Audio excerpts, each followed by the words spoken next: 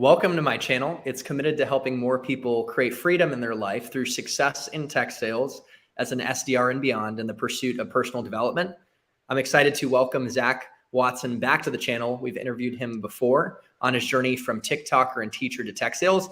And now today we're going to talk about his experience as an SDR at Quickbase, what his KPIs look like, how he sets goals, why goal setting matters, and how he stays motivated. And the goal of this conversation, pun intended, is for you to come away with an idea of how to better set goals, stay motivated, and ultimately do what it takes to succeed as an SDR and get promoted. And that's what we all want, I would think, right? I don't know. I'm making that assumption. I can't speak yet to getting promoted. I'm on my way there, but I think you're on the path to getting there. And I would confidently assert that if you become a master goal setter, it will increase your chances. Let's maybe keep it at that. Anyway, Zach, thanks for joining. And weren't you late to this interview? I was a little late too because you set a cold call meeting. Yeah, it was actually, I've been having some good luck recently where, a lot of people say, oh, I'm not the right person. So I'm in B2B sales. The specific people I call are people that are in government universities, work for state and state run agencies and stuff. And so they're often saying, oh, I'm not the right person. You got to talk to IT. Even if they are the right person, they'll tell you they're not the right person. But I've been allowing them to have that objection more often and saying, oh, well, who is the right person? And even after they say that and they give me a new person with maybe contact information, I then say, oh, and then they kind of let their guard down a little bit. And I talk to them more as if they are still the prospect. So this one actually came from the original guy accepted the meeting. He had to cancel. And then he gave me 2 referrals, gave me phone numbers and emails. I called those people almost immediately. And I talked to this guy for about 15 minutes. I'd say most conversations go maybe 7 minutes or so if it's good. So 15 is extra good. And we're set for Friday. What's incredible is you can give the audience an inside look on what it takes to succeed and real life examples. So guys, make sure to hit the like button for this video because the algorithm loves that. And it will actually lead it to suggest this to more people who might want to be successful as an SDR and can benefit from the message. But Zach, that's a great insight, a great reason to start this interview late. But let's dive into the nitty gritty. Why does goal setting matter in life and in sales? And how did you even get so passionate about goal setting? Because you run these workshops too. So that's 2 parts. Maybe let's start with the second part, actually. How did you become so passionate about goal setting, and then why does it matter? Yeah, it's been quite a road. So back in 2012, I think maybe 2011, I wrote my first bucket list, which it was more like before you graduate college list. And it was very, very fun, very doing some crazy things, doing some risque and or not great things. Can you share that or no? The risque things? One of them was, do a naked lap around somewhere, have sex in the library, go on top of one of the dining commons. So, they're very college-y, genre type things that very ambitious goals. We're all human, let's be real. So that was, I think, the first time I ever wrote something quite like that. And then 2012, after I graduated, I took the Landmark Forum, which you're a graduate of as well, and I got a little bit more serious about my life almost. And I wrote a bucket list after that. And then I just started Quick pause for context. The Landmark Forum, guys, is a leadership development, maybe personal development seminar that is really great. And so just to give context on that, go ahead, Zach. So, I think I started writing bucket lists, and then, I got actually into Vima. I don't know if you recall that. That's a network marketing company, which I know a lot of people have mixed opinions and feelings. I was only in it for about a year. It wasn't quite for me. I felt like I wasn't great at managing the relationships that was sort of required for that. And sales I wasn't ready for it then. But what I did take away was I started reading for the first time since age 13 in 7th grade. And I got introduced to Jim Rohn in his goal setting workshop. So there's a bucket list within that, and then you write down all the things you have to become to attract what you want. And from there, I started doing this workshop probably every, I don't know, 4-6 months or something. It's actually the reason I sort of accidentally proposed to my wife. We've been dating for a little under 3 months, and I'd said, I think I'd still like to be with you at that time. And we're like, well, I guess we'd probably be married by then, wouldn't we? That's something to think about. And then I ended up sharing that idea in front of a classroom of people at Landmark. That's a total nother story. I could go on for that one, but I think doing that workshop, seeing results happen, and taking the self-expression leadership program, which is a part of the Landmark curriculum, where you have like a coach holding you accountable to the things you promise to do. So it's your word, your integrity, and someone's holding you accountable to it. And I was like, I think seeing my idea go from inception to like existing in real life, and seeing like just like the accountability of having those conversations come to life, like that broke my brain. That experience, that 3-month experience, was more valuable than most of college, I think. So I wanted to create a community service or program where, I was a software developer. I'm pretty athletic. I really like bonding with my colleagues via sports. We're playing volleyball a lot, and I really wanted to connect with them for, the nerdier people that didn't really jive with volleyball. So I said, let's put some tutoring hours into a local high school. And that was like the idea. It was in Nashua, New Hampshire. That was the idea I came up with in, I think, November or December. And by March, we had put up 15 of my colleagues had gotten together, and we had put in 50 cumulative service hours. And I think about 20 students ended up participating in that. So like seeing that idea go from inception over to like completion and like reality, like knowing that accountability was what made that happen, and setting that goal and that vision up front made that happen. That was a huge part in my like goal attaining journey. So what I'm hearing, and I'll just talk as it sounds like your kid is. Yeah, she just woke up from her nap. Some noise there. Got my puppy out on the balcony. We're fortunate to be dads, I guess, in different ways. What I'm hearing is that goal setting was really what helped you bring like a dream into existence in a way, and that accountability and having a frame of reference. And I think that's the power of goals, especially in the SDR role too. Like you have metrics, you set goals, and then it provides a North Star to execute on, and then you find ways to sustain that motivation. But one quick story I wanted to tell, try and keep it quick, and then we'll dive into the actual metrics in your day-to-day as an SDR at Quickbase, and how you set goals and things like that. Is there's a CEO that I know that is retired, so wealthy, so successful. He really gives to his community. He's got huge mansions on the water in Florida and mansions in Ohio. And he was in sales himself back in the day. And he was at a bar on a sales trip, and he met a guy that happened to be a goals coach and a goals speaker. And he got the full talk at the bar of what the guy was going to speak on the next day. And at the end of it, that guy said, hey, you got a trip back to this place in Ohio. Write out your goals, like your short-term goals, your midterm goals, long-term, maybe even 5-year goals, and write it all down, even the things that you think are unrealistic, and just do it. Keep it on a piece of paper. And he did that. He wrote it on a piece of paper, including goals that he didn't know where it came from, but he's like, I want to work for myself and be a CEO one day. And he didn't even know if it was possible, but he wrote it down. And he kept that paper in his pocket, looked at it till it practically disintegrated. And eventually he became a CEO unexpectedly before he thought. And he wanted to achieve financial freedom. And at a certain age, and he got to a point, say like 30 something, he's like, I'm not tracking. I'm a little behind based on where I wanted, but he was able to course correct and he got there. And so I just think that's such a simple, powerful story.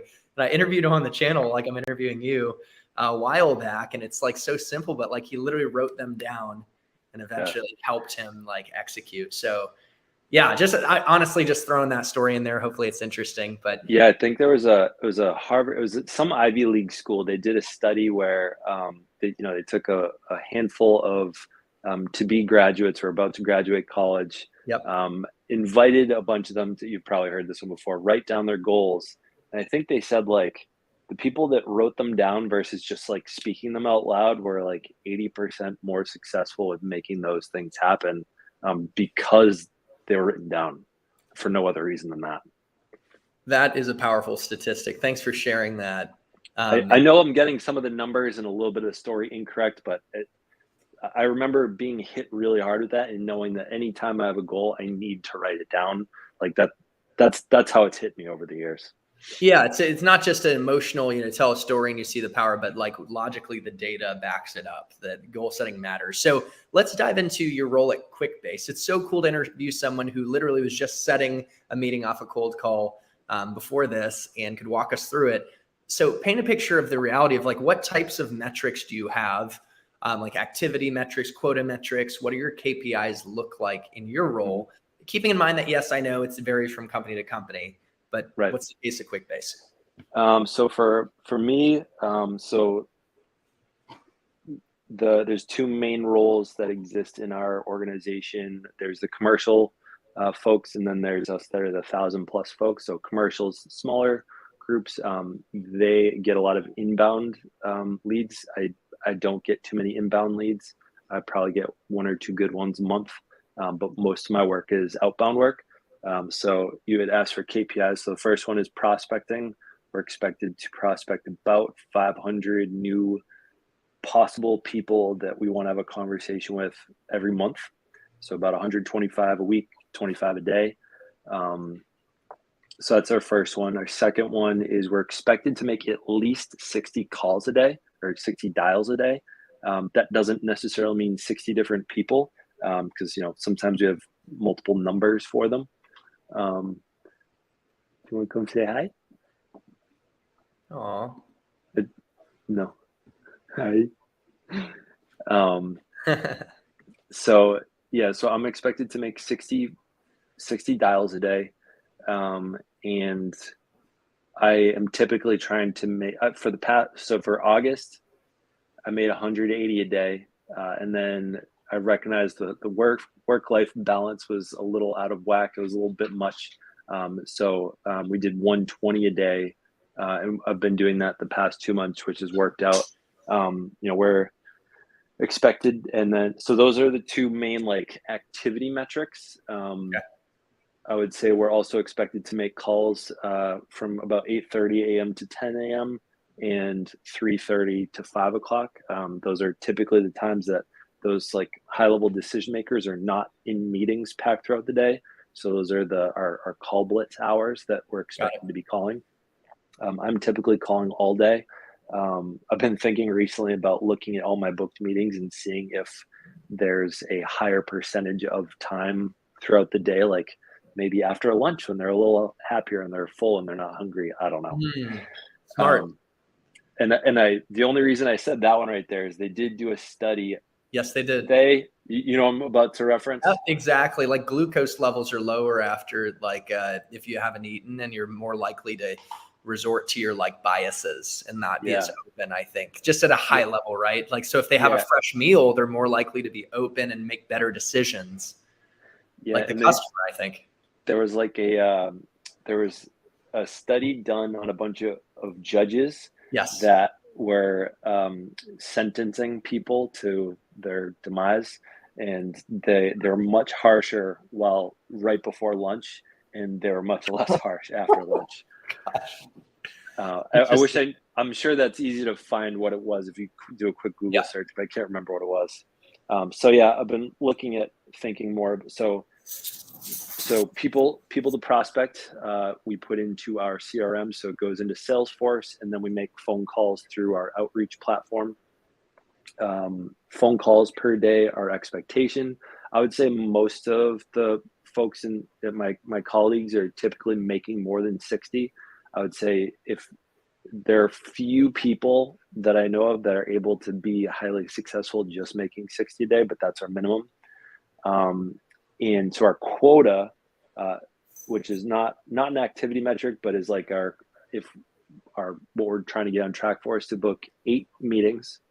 It's not actually to book 8 meetings, it's to have 8 meetings occur. So we call them SALs, sales accepted leads, where we've booked an appointment, they show up, they have a conversation. That's sales accepted. Assuming they know what we're talking about. I've heard of a couple times where people thought it was a job interview, and so that did not count as a sales accepted lead. Wait. So the customer or the prospect thought they were being interviewed? Something like that. Oh I've heard of that happening before. Just very highly confused people. But I've heard of the stories of meetings set with the janitor at a company. Anyways. So those are so for me, I have to have 8 of those per month. And for our commercial folks that have a lot more inbound, they have to get 18 a month. And then SQOs, so sales qualified opportunities, that's where the meeting goes well and they say, yeah, like, let's book a demo, let's have another conversation.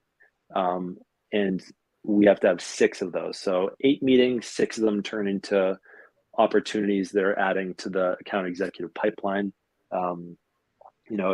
As a SDR listening to that call, being present in it, if I hear them say, yeah, like let's put some time on the calendar, let's look at a demo, or like they start really getting into like the use case, that's a good sign for me. If I hear them say, yeah, just send me some more information over, yeah, maybe I'll share this with some of my colleagues, that's usually just a sales accepted lead and not an opportunity. So that's one of our constant battles is, talking to people outbound that are sort of, we're not always talking to the decision makers. We're trying to build some interest with some of the people that are dealing with the problems within their business, within their organization, that are like, yes, this would make a huge difference. I need to talk to my boss because this will make their lives easier too. So I think that does that answer your question? Yeah, it does. And, Salesforce set the standard for the SDR role. I think they invented it, that specialized role to set meetings and help predictably generate leads for a company so that closers can focus more on a few select targets and that are high potential networking and closing. And I read a book, Predictable Revenue, that I encourage everyone listening to check out, that talks about how Salesforce scaled their SDR and BDR program and what it takes to succeed. And they specifically talked about like a connector or influencer strategy. And maybe I'm butchering that, but what it means is you find the person you describe that's impacted by the problem your solution solves. They're not the decision maker, but they can give you intel on how to better position your solution and be your champion up the chain to get you the meeting that comes from internally instead of cold to the executive. Do you find that that's a part of your strategy? Do you go wide and deep on an account? And like, do you maybe start with the decision maker, but then figure out an influencer if needed, or? So this is where I'm actually trying to evolve. So I would argue that I don't know if people are familiar with the spray and pray method of Yep. sort of going on to sales, LinkedIn Sales Nav. I have a good idea of my accounts and the general people that are important for me to talk to. So, for example, I call a good amount of folks in universities. Oftentimes, I will choose, if you're a director of anything, I want to talk to you. Now, that is the spray and pray method. There's no specific use case besides the fact that we're working with some other folks at that university or the one down the street or in the next city. So one of the things I'm working on, to get to that next level, to that account executive position, is I'm trying to do a better job being more strategic in who I'm choosing. For example, we're currently working with the Milwaukee City of Milwaukee Health Department for their lead abatement program, managing where lead is being taken out of homes, and doing some of the project management and case management of that. We're the software that manages that. So it's not super easy to find all the people in the different cities within my territory that do that, but those are super high level people that I could be talking to. And so I'm trying to make a little bit of that move to be much more targeted and strategic. And Yes. not come up with these random case studies that hopefully might fit. I will say there's a double-edged sword to this. So Quickbase is, it's like if you were trying to if you were trying to sell spreadsheets, is like, well, what are spreadsheets? Well, you can do infinite things with spreadsheets. And so it might be hard to explain to someone that's just familiar with Word. It's tables, but it's relational to database, and you can create function and functionality.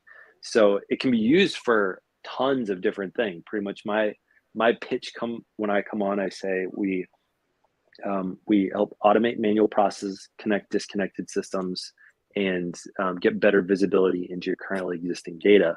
So in terms of the spray and pray method, it kind of works because it's so useful to so many different people. But yeah, coming back to the question, I'm working on evolving and being more calculated with my calls, because I know that that's the skill set that I need to improve on for the next step.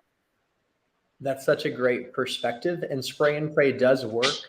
Sales is a numbers game, and it's also about the laws of averages. So you keep following up and stay consistent with your activity, you will get results. You make more calls, you meet more people, you ultimately get more meetings. Well, that's redundant, but you get the point. You make more money, so that works. I think the chance to opportunity to grow non-linearly, especially in terms of finding bigger opportunities that lead to bigger paydays and are more qualified, are figuring out like the right types of companies that fit within your ICP and being very targeted, looking at like their financial health, their certain stage of growth in the case of like say startups, and getting clear on that, and then clear on the key decision makers and personas who actually care the most about what we sell and where we impact their KPIs, their goals, and their challenges. But that's like you said, that's kind of thinking in the mindset of a account executive. So it's helpful is someone like you who's succeeding as an SDR as you get ready for the next level to think with that end in mind. And what I did at Oracle when I was an SDR, and I think you're probably doing this too, is your SDR experience is like your interview. Your whole experience is your interview and training ground for the next role. And so if you can be intentional and targeted, that's huge. But again, keep in mind the spray and pray. You might, if you're too slow and analytical and not just taking as much action, you might miss out on some opportunities. Yeah. Anyways, and I'll say two things, and I think the reason why this has worked. So one, I'll say I can confidently say it's been working for me because I was the number one. I was the highest quota maker in Q3 with 138%. Wow. Okay. We're interviewing someone who has the credibility, ladies and gentlemen. Let's go.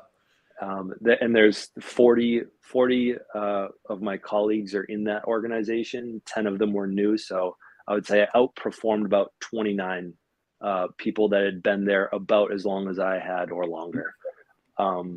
So I'll start with that. And I think part of the reason that I got used to that method and I knew it was going to work for me, one was from my TikTok experiences, is that just putting out content that's generally relevant to your audience. So many random pieces of content just do really well.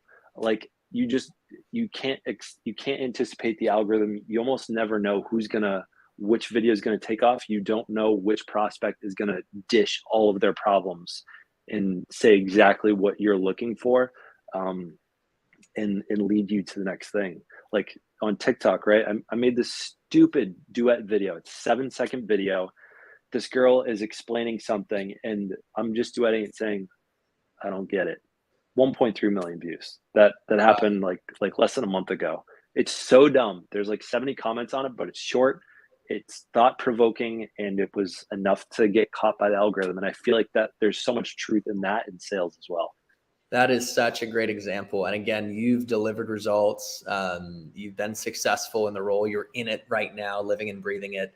And you've performed at the top of your peer group. So what a great parallel to TikTok. A lot of times if we overanalyze and overthink and try and be way too targeted and intentional, it slows us down when it's unpredictable, like how a human who is emotional and has a unique experience that we have no clue about might interpret like our messaging. So we just got to get it out there. And that's so funny. I've seen on my own YouTube channel too. Like I put out, I guess like Bella, my puppy's cute, but one of my best videos, 17K views, like in like a day or two. And it kind of sat around there. It was just Bella with a stick in her mouth. And just said, don't bite off more than you can chew. That's funny. Bella. So maybe not as good a parallel as your TikTok one, but I was going to ask you, when you focus now on goals for your role, that's it relates to your KPIs as an SDR, do you focus the most on the things you can control, like the activity metrics and the dials? And like, how do you actually set goals? And so that's one question, like what types of goals do you focus on the most? And then how frequently are you actually setting goals? So me personally, for my personal life, I set goals every 60 days. I would say every year I sort of reevaluate how far I've come, what good things have happened, where our general trajectory is. And then I look at 60 days at a time. Reason for 60 days is for a good year or two, I was doing 90-day goals, and it was just a little bit too much time. The juice would kind of run out. That sort of initial motivation would run out, and the urgency wasn't there. But I noticed that it's very present with 60-day goals. So we'll start with that. When it comes to sales goals, I think the main thing I knew from watching my peers before me that have now moved on to that account executive role is that a lot of them were just putting in a stupid amount of phone calls. G-Bird, our guy that got promoted, he was making on average 160 calls a day back in like March, April, May. He got promoted to senior SDR, which they bump up your quota just a little bit. They bump up your base salary a little bit, and so then he started making 200 calls a day, period. And he said, a couple of things that he's pointed out to me. He said, if you've booked one or more meetings in the beginning of the day, like definitely hit your number that day. Never sit the batter that just hit 2 home runs. Never. And so I think between that and knowing the numbers game and the law of averages, I think, as you said, like sticking to what I know I have control over is really important. I recognized in the first 3 months, it was tough for me to hit 60 calls a day. It was nerve wracking. I had never done it before. It was uncomfortable. And June was so I started in March. June was my first month of full quota after ramping. It's like our starter program is over. And I missed quota by two meetings. I had six meetings, 6 opportunities. I needed to have at least 2 more meetings. But part of it, I think, was I took a week off for vacation at the beginning of the month, which set my pipeline back a little bit. But I recognized I just needed to get more comfortable making more calls. So July, I tried to use my competitive spirit to look at the leaderboard of calls for the day and always be in that leaderboard. So my competitive spirit helped in that one. And at some point I recognized I need a number, and I wasn't sure what it was, but I knew I wanted to get comfortable making a ton of phone calls. So I set the bar real high, thinking I might not do this forever, but I'm gonna aim for 180 a day.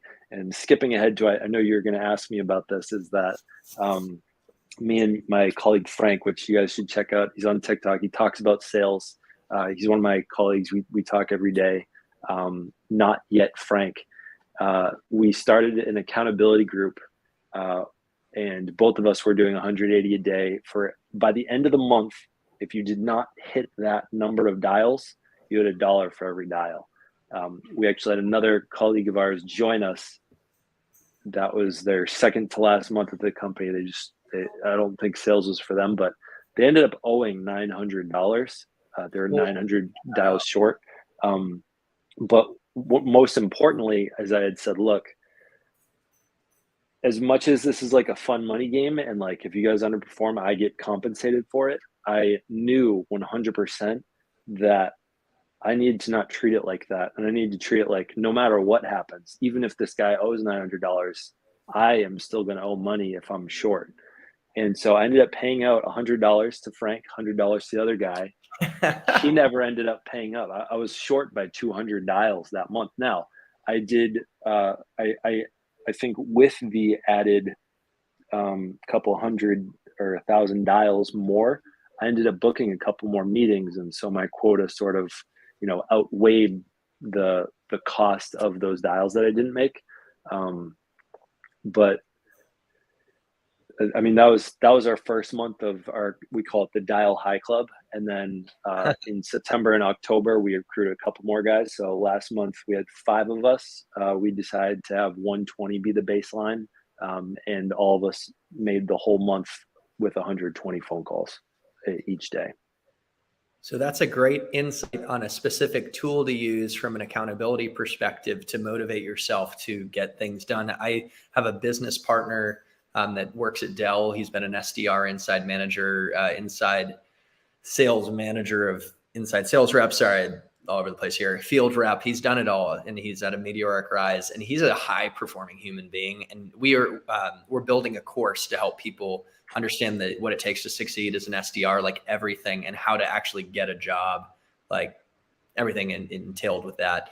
And it takes a lot of work. And he brought up the idea of paying him money if I didn't hit a milestone as we're building the script, which ended up being over 120 pages. So I think accountability in that case, through actually putting money on the line, is extremely helpful. It's helpful in the SDR role, and that's a hack, man. So great insight. Are there any other ways that you keep yourself accountable beyond just putting money on the line? And not just, it's actually a great hack, but any other? So I'm going to add one more thing to that previous part, is that it's been said that losing money is much more motivating to a lot of people than earning money. Why? I don't know. I don't have to understand why. I just agree that it's true, and I can feel it in my bones when it comes to losing $20 versus gaining an extra $20 feels totally different. So that's part of the reason we did that. And 2, I would say, so the Dial High Club, right? We have a Slack channel, and I would say we kind of love chirping at each other. Like yesterday, Frank. So this month, because I'm trying to make that sort of strategic skill set move, is I'm saying, okay, I'm stepping down from 100, but I'm promising to do at least 10 prospects to really specifically target them. And so I'm changing my promised metric, even though I'm still hitting the 60 that the company expects of me. I'm going to be doing just 100. So yesterday, I think it was like 4 o'clock, which, our day is almost over. And Frank says, 57 dials, Zach Watson. Are you kidding me? So I think all day we're kind of chirping at each other. I think also, I don't know if this is motivation, but I think finding good culture is really valuable. So, we use a Slack channel I'm on the SLED team, state, local education, and we're mixed in with the Strat team, which they call the Coca-Colas and the Walmarts and the Amazons of the world. So there's 8 of us total in that group. So we post a target, bullseye target emoji every time one of us books a meeting. We have another emoji for when a meeting happens, the prospect shows up. We have an emoji for when an inbound comes in, which none of us get too many of them. So it's a little lucky 777 slot machine. We have another emoji for when we rebook something. So you booked something a month ago, you finally get them back on the phone and they agree to meet. We have an emoji for that. I tend to try to, especially if it's a quiet chat that day, if someone doesn't show up, I'll put a ghost emoji in there. We call them discovery calls. When you get someone on the phone for 30 seconds, you're like, hey, now's really not a good time, but I'm open to talking. If we don't have any pain or use case from them, then we book a self-discovery call. And so there's the little disco emoji. We call it, they're called disco calls. Yeah. So I think being loud, having a conversation without having a conversation in that chat, so that you can feel the presence of your fellow colleagues. It occurs to me a lot like the sport of track and field, because you're all in a race with yourself, and yet you train together. You do those sprints, you do those long runs all together.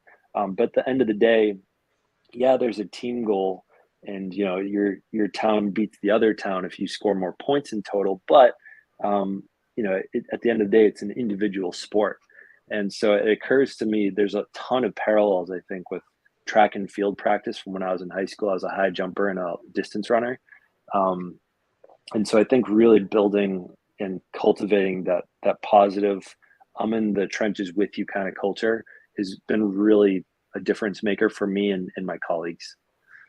Wow. That is such a good point on building a culture that keeps you motivated and just communicating and feeling like you're in the trenches with your teammates and they're just clawing right alongside you.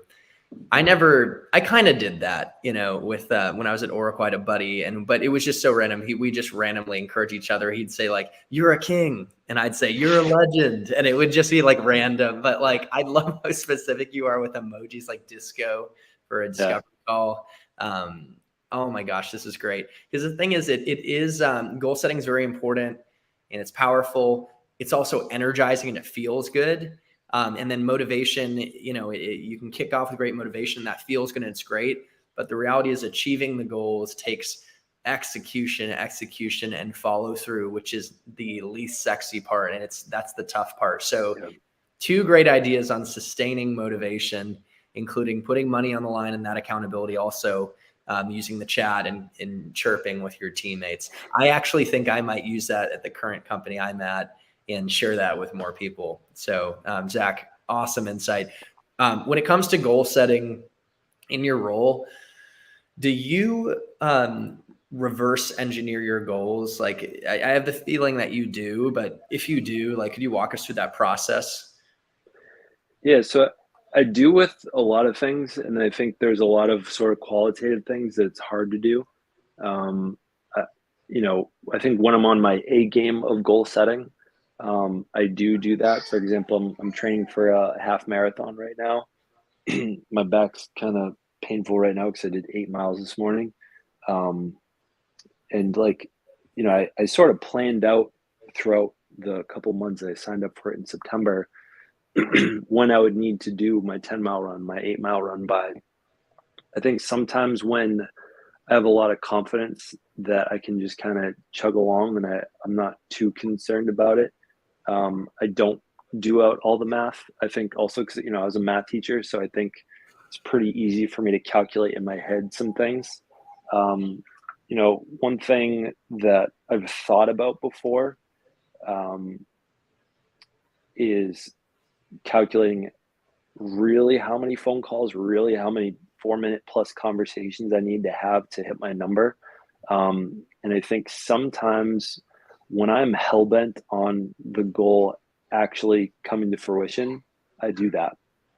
What I've noticed over the years, I think 2017, 2018 was a really important year for my like adult development was I was hell bent on my goals that year. And a lot of other areas of my life fell apart because of it. And I recognized that. So, for example, I was very committed to doing a YouTube video a day, and I did it for 500 days. And I learned consistency, but at the same time, that if I'm not balancing my relationships with my partner Alyssa, things are going to fall apart. And so oftentimes I'm looking at what thing I want to most prioritize and what is non-negotiable in terms of my family life along with my goals.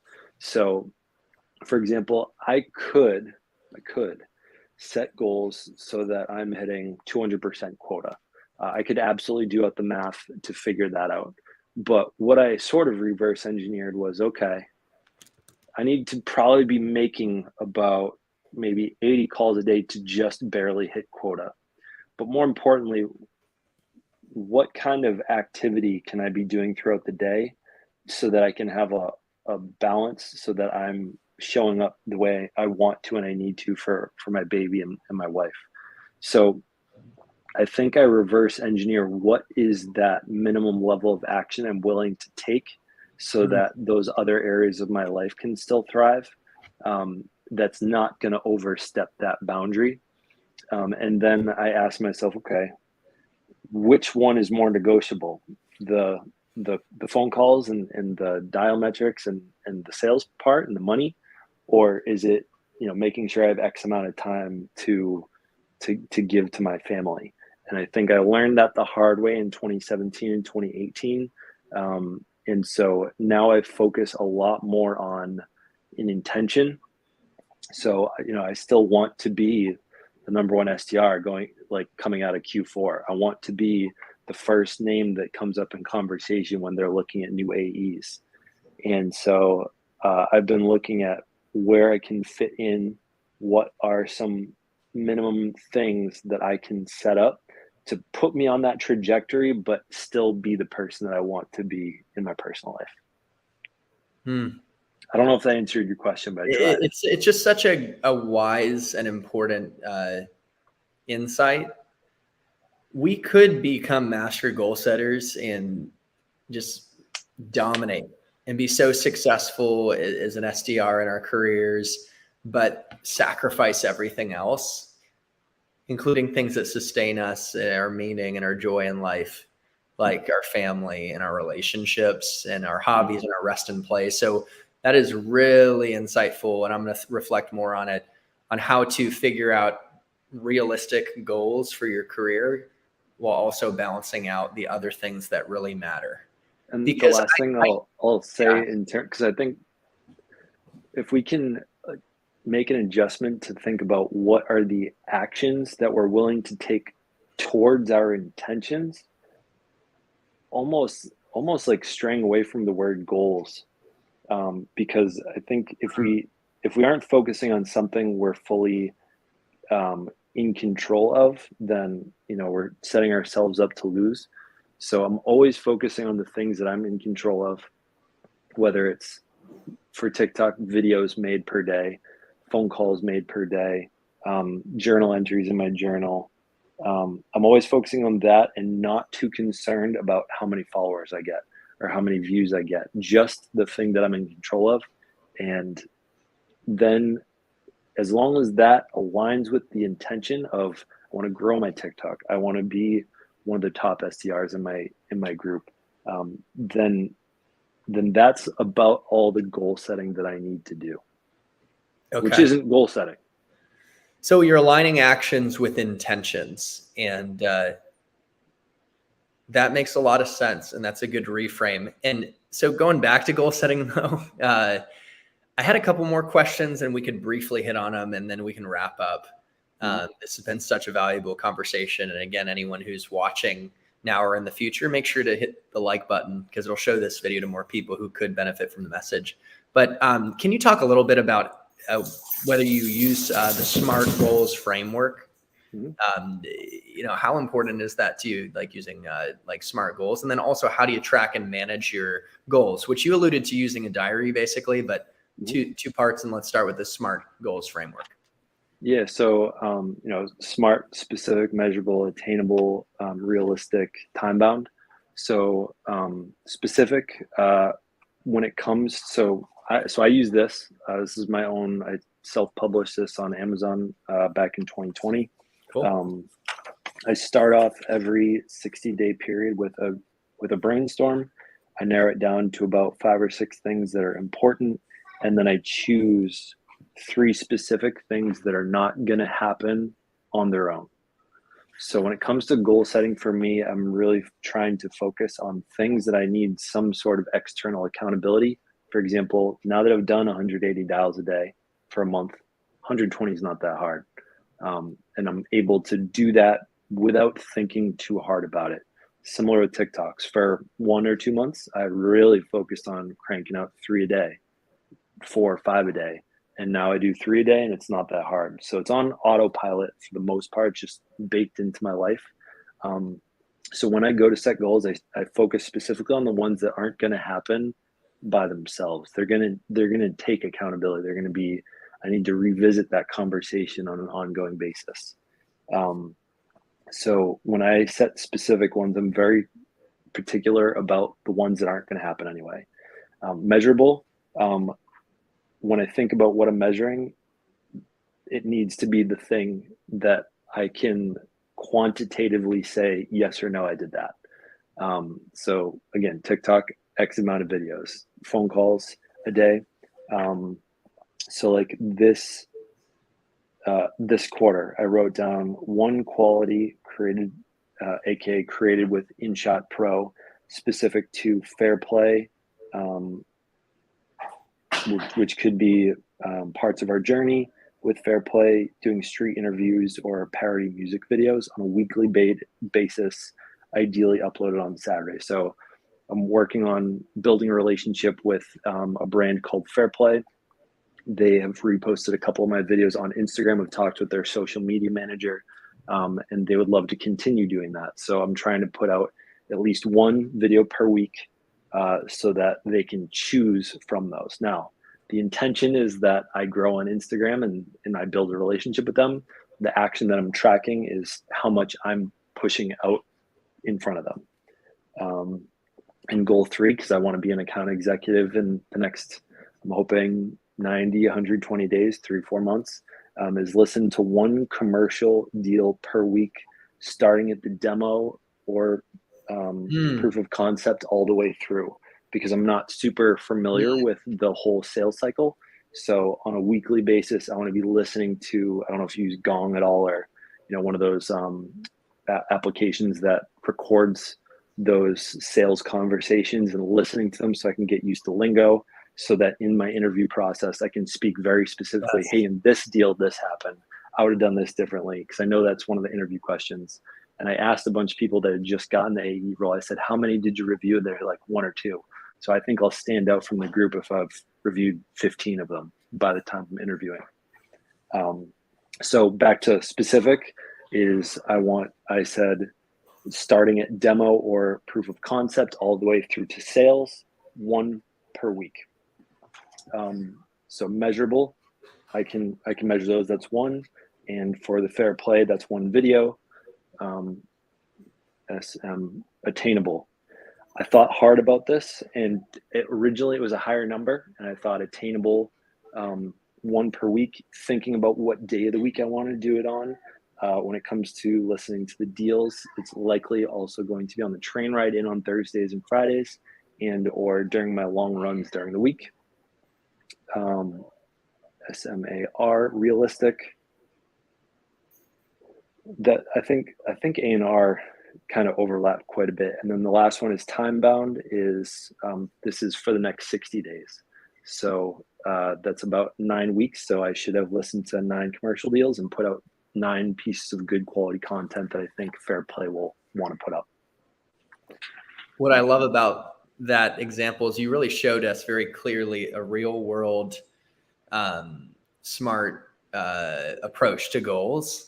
And you just total look under the hood. So it's super valuable. And I'm sure the audience can extract from that what they like and apply it to their own day-to-day, or anyone who's trying to get into tech sales, they can get a better idea once they do get in how they could apply SMART goals to be successful. You hit on something that I want to double click on that is very powerful. Going back to the theme of how do we accelerate our promotion to account executive as quickly as possible from the SDR role. Because when you go to AE and beyond, you get more and more flexibility and freedom. The financial upside is huge, and it's amazing. Eventually, people are setting meetings for you. So one thing is, being able to proactively learn to address the objection on lack of closing experience. That happened for me at Oracle as an SDR going for an inside sales role.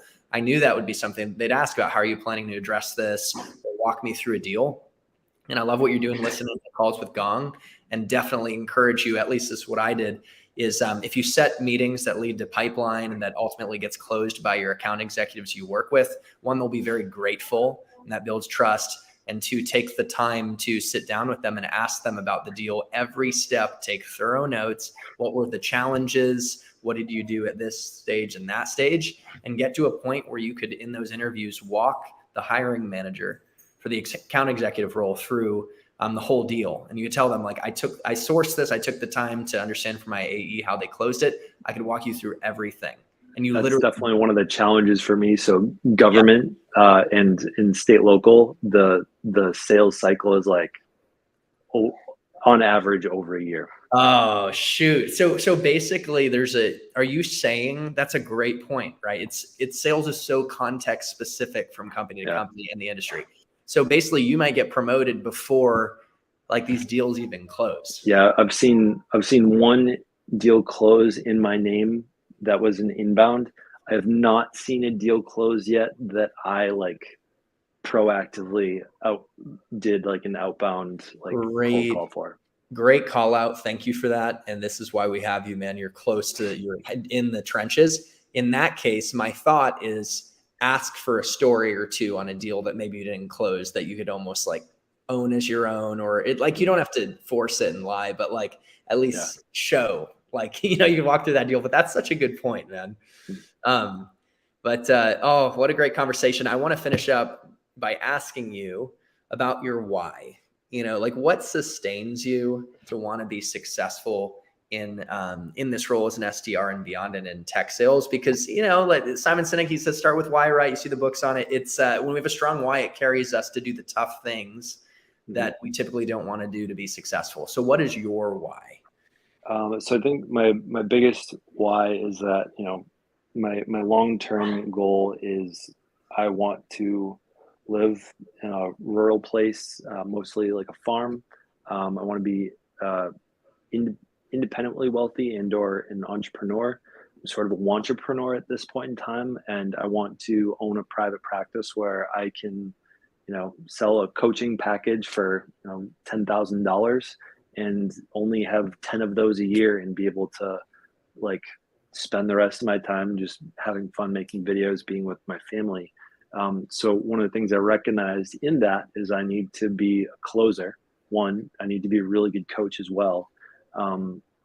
So to get closing skills, I need to be in some sort of sales role, maybe not B2B, but it's a good place to start. And so, I jumped into this job because I knew I needed sales skills in general, and knew this was a good place to get those skills and to get into that sort of mindset, that skill set. And, I recognized, I was an introduction leader for Landmark for about 2.5 years. And I didn't realize coming into this role how much those introduction leader skills of like talking to people were extremely related to being a sales development representative and having those conversations, digging for pain, finding out the use case, seeing if there could be a good fit. So really I'm here because I know I need sales skills. Quickbase is all right. I'm not in love with it, but like I get it. And I think what drives me is knowing that every day that I get on those phones and have that conversation, I'm getting my reps in so that at some point I can be cold calling people that are going to pay me $10,000 to be their coach for a couple months. I love that. And that's one of the greatest reasons to get into tech sales is because tech sales is more than just being about tech sales. It's a path to entrepreneurship by developing the skills needed to be successful, to actually make a bigger impact for yourself and for others, to make things happen and push past resistance, to communicate more effectively, and ultimately build a network with people that are founding companies or leaders that are powerful people that can actually connect you with new opportunities. They could be your coaching client in the future. And I'll tell you, man, one of my greatest mentors, he's a 3-time company founder and investor, and he started in tech sales. He was selling NetSuite, ERP, right? And he attributes that to his journey. And now he's advising founders and he's like coaching and doing what you're describing, Zach. So you're going to get there. And a little curveball, Zach has actually coached me before on goal setting. And he's got such wisdom. He honestly, like you're going to move up very quickly, but you are a very talented person, and your experience, man, as an SDR is pretty incredible, right? Because some folks are coming right out of college or from other places. So thank you for sharing your wisdom. You have a lot of wisdom to offer, especially bringing in the teaching experience, the TikTok and social media guru experience, and the goal coaching and personal growth and leadership development experience. So I want to encourage you guys, as a call to action, to, of course, get out there and think about your goals, and make sure to connect with Zach on LinkedIn. And in fact, Zach, I'll turn it over to you. How can people connect with you? And you're probably better suited to give that goal setting call to action. Sure. So I will say next Tuesday, we are doing another mindful goal setting workshop, me and my colleague Stanley. If you reach out to me on LinkedIn, my name is just Zach Watson. Like I think you can see it in the corner there. I would say reach out to me if you're interested in that. Reach out to me if you got any value out of this. I think, growing your network is always valuable, and you never know when, a link to a weak tie is going to benefit. If you're in I don't think they're looking for fully remote SDRs, but if you're in the Boston area, I know that they are looking for roles like me. I'm 3 days a week at home, 2 days a week in the office. So, if you're looking for a job, I know that we're hiring, and, benefit to me, most companies do this, is there's a referral bonus in it for me. Yes. So if you're looking for a job, I can look to see what we got and see if I can help you set that up. Otherwise, I have some goofy content on YouTube. I've made a handful of rap videos, teaching math and random other things to my students. And, I think where I spend a large portion of my time is on TikTok at Zach Think Share. I talk about being a dad, being a partner, trying to be equitable at home. I think a lot of my social media future is going to be in that path. So if you want to follow the journey there, feel free to. If you want to connect with me personally, I would say LinkedIn's a good place. And I think on Amazon, if you look up 60-day goals journal, I think I have it set at $5 or $10 or something. They're pretty inexpensive. So if you want to have one, I know it took me about 4 or 5 different journals to figure out what I really wanted. I used to have just a blank slate, and I knew I needed prompts that didn't work. And then I tried the 5-minute journal, which was good for gratitude, good for reflection, sucked for goals. So I made my own. So guys, make sure to connect with Zach and I. One thing I found is if you want to accelerate your path to getting into tech sales or getting any type of job, you need to make your luck and create warm inroads. So networking is a great way to do that. Zach, great calls to action. Make sure to check him out across LinkedIn, TikTok, YouTube. Check out his goal setting diary. And guys, make sure to like the video again, not to beat a dead horse, but when you like it, the YouTube algorithm loves that too, and we'll show this video to more people who can benefit from the message. Subscribe to the channel for weekly tech sales and personal growth hacks that you can chew on like snacks, and just tips to get into tech sales and be successful. And feel free to email me at chrisbussingchannel@gmail.com. I'm offering free consulting sessions on getting into tech sales. And my business partner, who I alluded to before, Jay, who worked at Dell, and I have built a course, or we're in the process of building it, to help you understand what it takes to succeed as an SDR and separate yourself from the competition to get that first role. We're going to be launching a beta program in the future. So maybe on that call too, we can figure out if you want to be a part of that beta program, because we're looking for feedback as we launch it. So anyways, guys, thank you so much for the time, and happy selling, happy living. Zach, you're the man. Appreciate it. Thank you. All right.